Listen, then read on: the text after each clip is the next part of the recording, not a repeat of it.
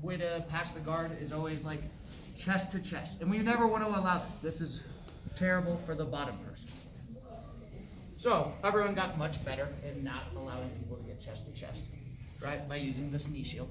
So then the natural progression became bringing this knee up, and from here, I can slide my knee through and get back chest to chest.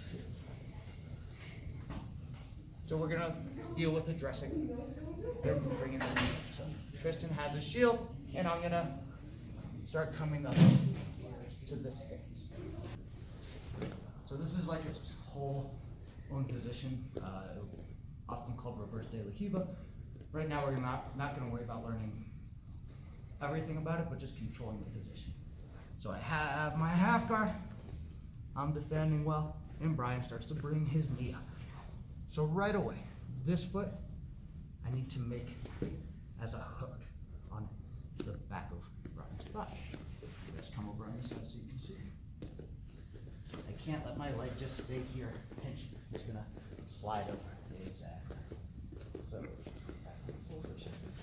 So the second I feel that starting to come up, my toe comes and catches the hip. My knee, I want pointing up as much as I can, not down.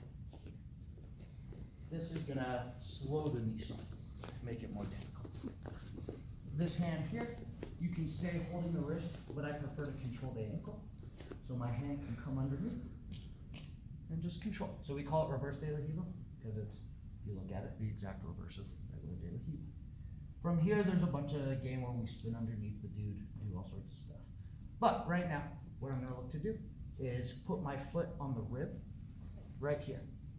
This hand's gonna go to the far collar.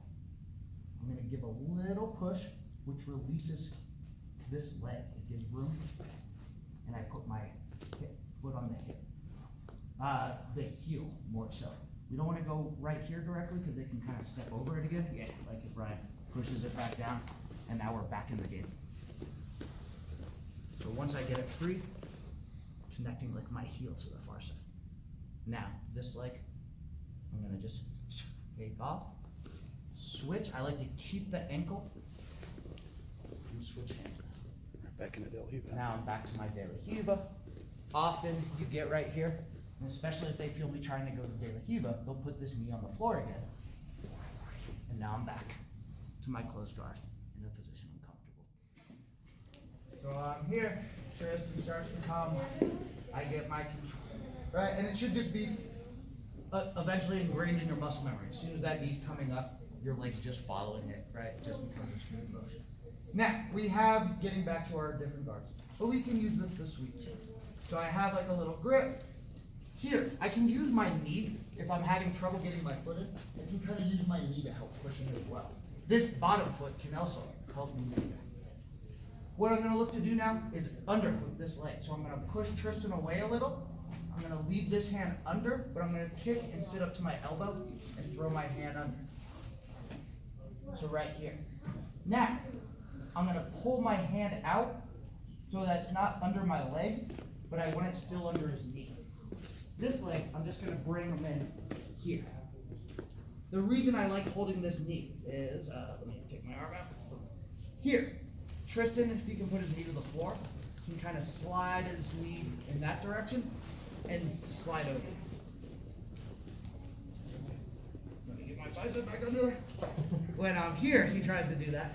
I'm holding his knee, so I have control. Often here, especially if there's something loose, I'll feed a grip to this bottom hand. But here, try to pummel for an underhook, Tristan. It's hard for him to start flattening it to the floor. Usually they're gonna sit their weight on me here and start trying to get their hands in my neck and do something to flatten. That's what I want. Now he's loaded up on my top knee, my left knee. I'm gonna bump him forward. My hand follows to his hip. This hand can just stay on the leg, and now I'm up. Back into all this stuff we've been working. It's been like that little dog position. Where I see people get in trouble here is they try to hug here at the beginning. Now there's all this gap between us. He's gonna be able to get underneath. Now he can flatten my shoulders. And now even with this knee here, Yeah, he's gonna pass my guard.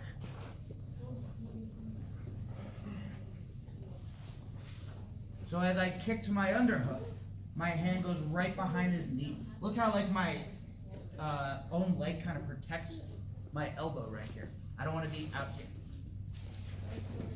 Now I'm in nice and tight. I can make a grip. Here, this is a pretty, it seems like a very susceptible position. But as long as I'm smart with my top knee, anytime I feel Tristan starting to do something to me, I bump him. He bangs his base back. Now I got you. So if you bump him like 4 or 5 times, that's fine. Okay. I, a lot of times in matches, get to this position. And they'll be like here, trying to choke my face, and I just bump. And I try to like, they have to put their hand there, right? Or they're gonna fall in their face. I sometimes try to get them to like forget about me sweeping by bumping them 2 or 3 times. They're like, ah, whatever. And then when I'm really ready, I bump hard and follow. So, boom. Okay, controlling my position. Little bump. Here, if they recover their weight, right? Okay, you just stay. Notice how I keep this arm under the knee. If I get here, yeah, and Brian gets this, and he can start torturing me, he can pass my guard. So, if we go back, same thing. So I like to keep my arm here. So if Brian grabs it and tries to pull it up, I can even use this hand to help hold it in place. This also makes it harder for Brian to knee slice. If his knee can't touch the floor, it's hard to really pin my hip. He can turn his knee out, but feel how you have to like take your weight off me? If I'm here, Brian can kind of turn out, and yeah, see how his weight stays on me? So I like to stay under here as much as I can. I try to feed, bump, catch the hip, use this to help pull you up. Now we're here, ready to fight.